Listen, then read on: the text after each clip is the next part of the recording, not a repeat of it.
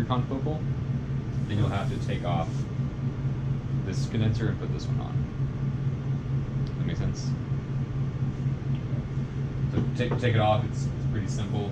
There's a Allen wrench right here. There's a little set screw, so you just unscrew it. This condenser will just pop off, and you put this one on and tighten it.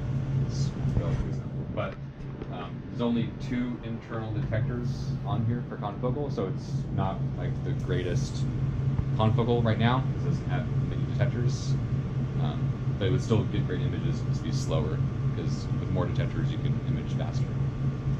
And I think you also have other confocals around, but you could definitely use this. It was made by Jack, mainly it's a light sheet system. So the software is here.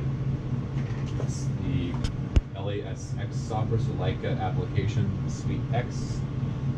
This is the same software that runs all modern Leica confocals and wide fields.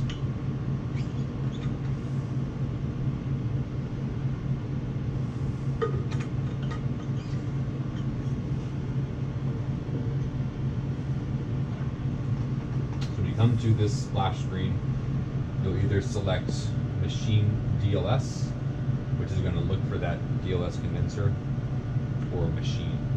So if you're doing light sheet, or if that light sheet condenser is on, you'll need to choose Machine DLS. If the other condenser is on, the load will not complete because it's looking for the other condenser which isn't there, and then Machine is going to look for the normal bright field condenser. So make sure you choose the right tree. If you put the wrong one, it'll just fail. It'll just close this off or restart. It doesn't hurt anything.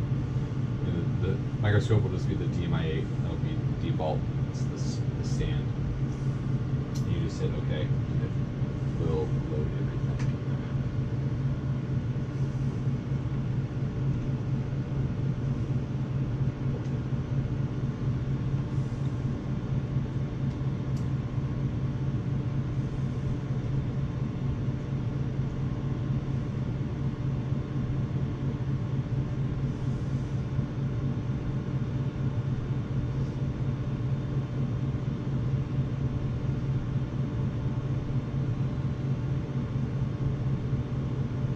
So the lasers can be on all the time, or you have to turn them on before you use and turn off after you use? You'll have to turn them on and off as you need them.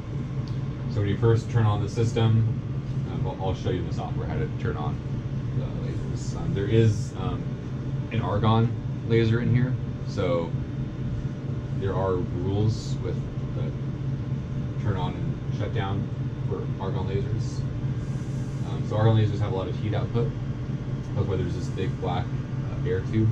So the waste heat is being vented up out of the room. So when you're turning on the system, I'll show you that. When you're done for the day, and if you're using the argon, you'll turn off the argon in the software. And then typically you would wait about 15 minutes before you can turn off the actual main power, because that then turns off the fan. If you just turn off the laser and turn everything off at the same time, there'll be waste heat that's not being evacuated from the argon, and it'll shorten its lifespan. So when you turn off the argon in the system, the fan will turn off once the heat is low enough. So it's like 5 minutes or so, 5 or 10 minutes. But the old school rule of thumb was with argons was just to wait 15 minutes to turn off the whole power once you disable the argon in the software.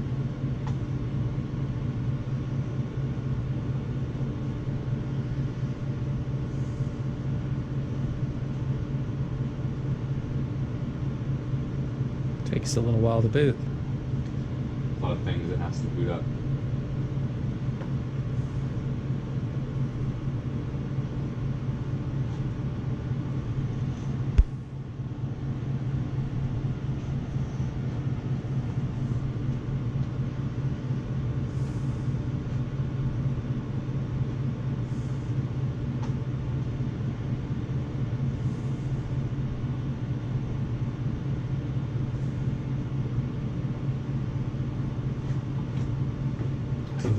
LASX software, so this is what it'll look like for any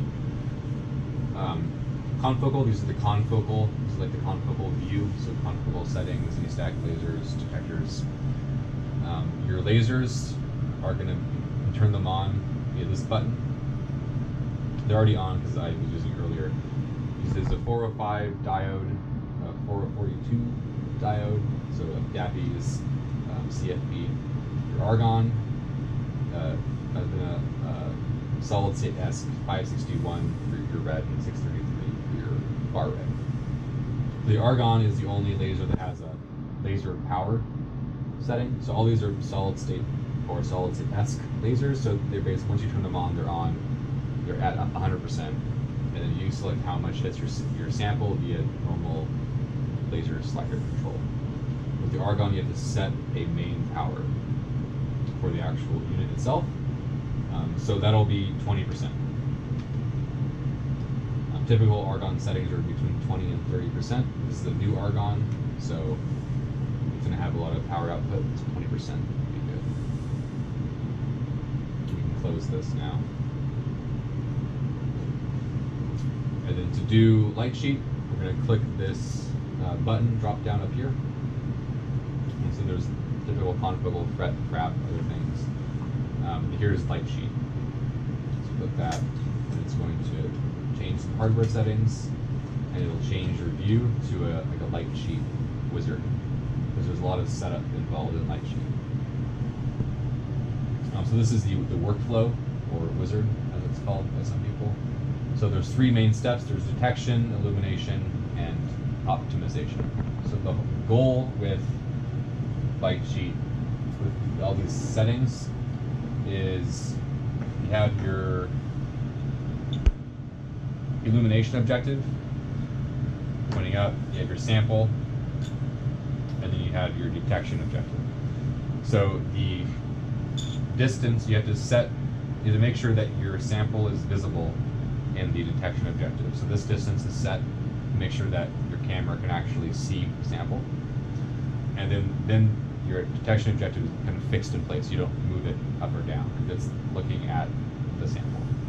It's focused on the sample. And then the illumination step is to change the distance between the illumination objective and the now fixed detection objective.